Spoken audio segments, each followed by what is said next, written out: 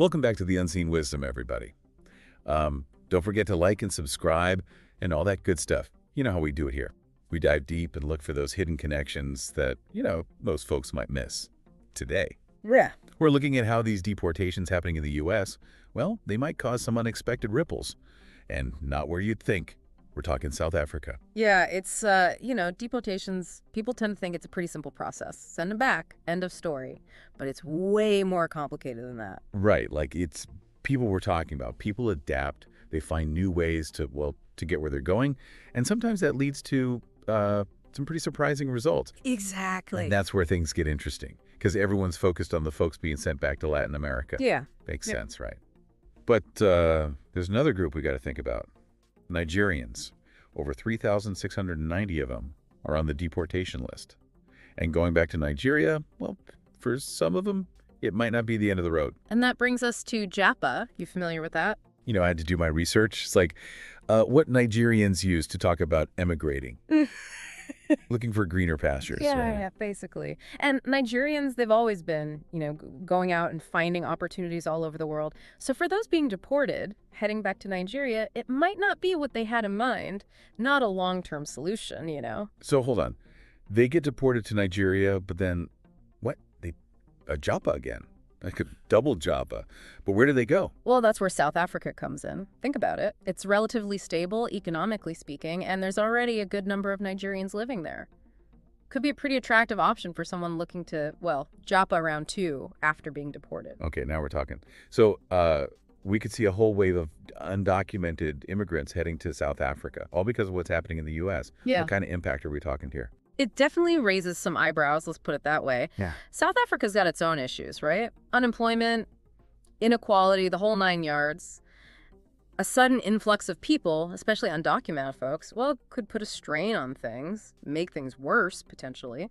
So what can South Africa do? Anything? What are their options? Well, some folks are saying the best thing to do is just shut the borders, period. Stop anyone from getting in who's not supposed to be there. Whoa, that seems pretty extreme, doesn't it? Yeah. Like, are there any, I don't know, softer options? There's definitely talk about taking a page from Trump's book, so to speak. Yeah. Stricter immigration laws, beefing up border security, maybe even deporting more people.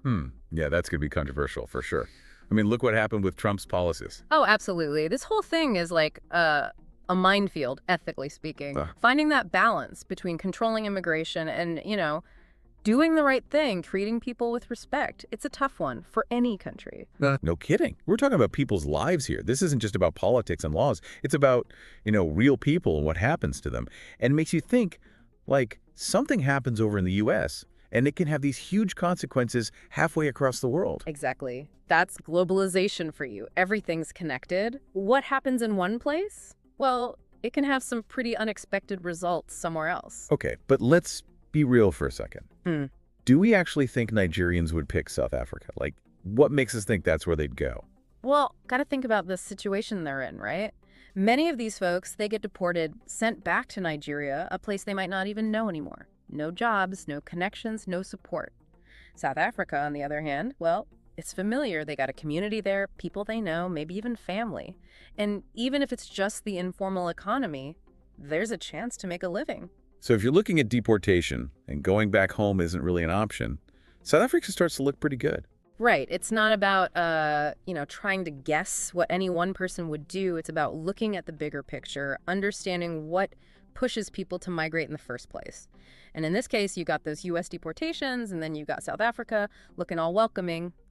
Yeah, it could definitely lead to, people making that move. That makes a lot of sense. So how does this all fit into, the global picture of migration? Is this something new, or is this happening everywhere? Well, the interesting thing is this whole situation, it really highlights this growing trend, what we might call chain migration. One thing happens, and it sets off this whole chain of events, people moving from one place to the next. We're seeing it more and more these days. Yeah. Conflicts, climate change, even just the economy shifting. People are always adapting, trying to find a better life. It's human nature. So it's bigger than just Nigeria and South Africa. It's like a glimpse into how migration is changing all over the world.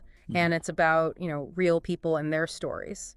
Exactly. Migration It's rarely a straight line, you know? It's messy. It's a journey with twists and turns, ups and downs. And if we want to make policies that actually work, policies that are fair and humane, we got to understand those complexities. Man, this is like mind-blowing stuff. I bet our listeners are already thinking a mile a minute about all this. I hope so. We want to hear from you guys. Drop your thoughts in the comments. Let's keep this conversation going. And we're back, still digging into this whole deportation situation and how it might, end up affecting South Africa. Before, we were talking about that chain migration thing, right? How Nigerians might get deported from the U.S. and then, well, look to South Africa as their next stop. And the thing is, this isn't just some abstract concept, We're talking about real people making tough decisions. They're facing uncertainty, upheaval, and sometimes their options are, well, pretty limited. Yeah, it's easy to get lost in the politics and forget that, there are actual human beings at the heart of all this. It's their lives that are being impacted. Exactly. And that's what makes South Africa's response so crucial. Like, if they do what some people are saying, close the borders completely, what happens to the people who are caught in the middle? What message does that send to other migrants? It's a tough spot to be in. Yeah, for sure. But on the flip side, if they're more open, how do they handle all those new arrivals? How do they make sure it works out for everyone, the newcomers and the people who already live there? It's a real dilemma. It is, and it brings up some really fundamental questions, about national sovereignty, about how we share resources, even about what it means to be a citizen in a globalized world. It's complicated. It sounds like there are no easy answers here, but maybe we can learn from other countries. Haven't there been places that face similar situations and, figured out a way to make it work? Well, it's important to remember that every situation is different. What works in one place might not work somewhere else. But there are definitely examples of countries that have taken a more, I guess you could say, a more welcoming approach to immigration. Oh, yeah. Give us some examples. Well, Canada comes to mind. They've got a long history of welcoming immigrants and refugees, and they've built this whole system for integrating people, language training, job placement, helping them feel like they belong. Germany, too, they've done a lot in recent years to welcome refugees and help them get settled. So it's not just about, keeping people out. It's about, investing in them, creating an environment where they can actually thrive. Exactly. It's about recognizing that immigration, it doesn't have to be a burden. It can actually be a positive thing. It can enrich a country economically, socially, culturally. That's a really different way of looking at it. But I guess it would take a real shift in thinking, wouldn't it? For policymakers, for regular people. Absolutely. It's about moving past fear and prejudice and embracing the idea that, diversity is a strength, that a world where people can move and connect, it's a better world for everyone. Okay, let's circle back to the U.S. for a second. How do their policies fit into all of this? Well, there's no doubt that the Trump administration's stance on immigration, that whole get tough approach, it's had ripple effects all over the world. Yeah. More deportations, stricter border controls. It sends a pretty clear message like, hey, the U.S. isn't as open as it used to be. And that message, it's not just staying within U.S. borders, right? Right. It's affecting other countries' policies, and it's impacting people's lives on a global scale. Right. It shows how interconnected everything is. One country's decisions can have huge consequences for other countries, for individuals, for everyone. And in this case, those U.S. deportation policies, well, they're playing a part in shaping the future of migration to South Africa. It's like a domino effect. One thing leads to another, and then another, and you never know where it's all going to end up. Yeah, and that's the challenge, trying to figure out what those outcomes might be and then, coming up with ways to manage the risks, but also, capitalize on the potential benefit. That's a tall order, but Yeah. it feels like we can't just ignore it, right? There's too much at stake Mm. for the people involved and for, the future of our world, the way we're all connected. Couldn't agree more. And it reminds us that we all have a role to play in shaping that future. Whether it's our own individual choices or how we engage in political conversations or even just supporting organizations that are working on these issues, we can all contribute to building a more just and compassionate world. That's a powerful message. And I think it's a good place to take a breath and think about everything we've talked about so far. Definitely. We've covered a lot of ground, from the intricacies of chain migration to the ethical quandaries facing those making decisions in South Africa. It's a lot to unpack. Yeah, and we've only scratched the surface.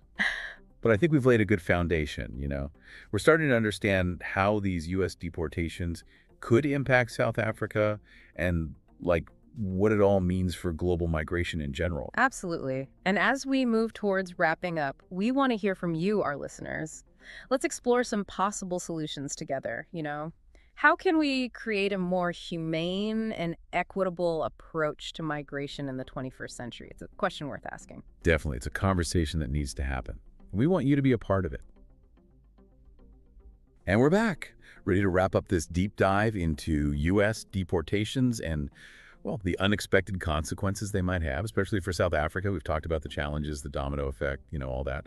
But now, let's get to the good stuff. Solutions.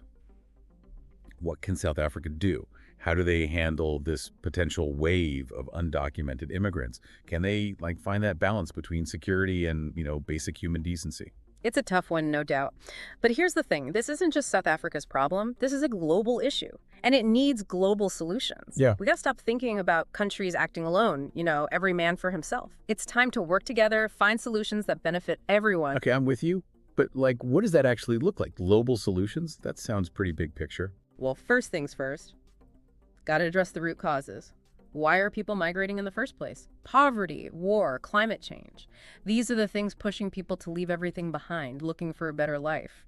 If we can tackle those issues, then, we can ease the pressure on migration systems all over the world. Yeah, that makes sense. But those are, huge problems. Mm-hmm. What can we do right now while we're working on those long-term solutions? There's plenty we can do in the short term. For starters, we got to make sure those asylum claims are processed fairly and quickly. People fleeing persecution, they deserve a chance to make their case, and it shouldn't take forever. And then, we need more legal pathways for migration, give people more options besides, risky, dangerous journeys. So basically, more cooperation, right? Countries working together, sharing responsibility, finding solutions that, actually work for everyone. Exactly. But that requires a change in attitude, a shift in perspective. We got to move past that us versus them mentality. We're all in this together, right? Migration, it's human nature, it's not going away. So how do we manage it? How do we make it work in a way that's effective but also humane? That's the million-dollar question. Instead of closing borders, building walls, maybe we should be building bridges, Yeah. Creating pathways for safe and legal migration. Now you're getting it. And it's not just about letting people in, it's about what happens after they arrive. Invest in integration programs, help them adjust, help them contribute to society. So it's about, changing the whole story around migration, Mm-hmm. not seeing it as a threat, but as, an opportunity. Exactly. Migration, it's always been a source of, new ideas, economic growth, cultural exchange. It's time to celebrate what migrants bring to the table, Right. Recognize their value. Couldn't agree more. Well, folks, that about wraps up our deep dive for today. We've covered a lot of ground, from those deportations happening in the U.S. to the challenges facing South Africa, all the way to the need for, global solutions to this whole migration thing. It's complex stuff, but hopefully you're walking away with, some new insights, maybe even some new questions. That's what we're here for, to get you thinking, to challenge those assumptions, and to, spark that curiosity. Because the world, it's constantly changing, and we got to stay informed, engaged, and ready to adapt. That's the only way to navigate the challenges and, of course, the opportunities that come our way. Well said.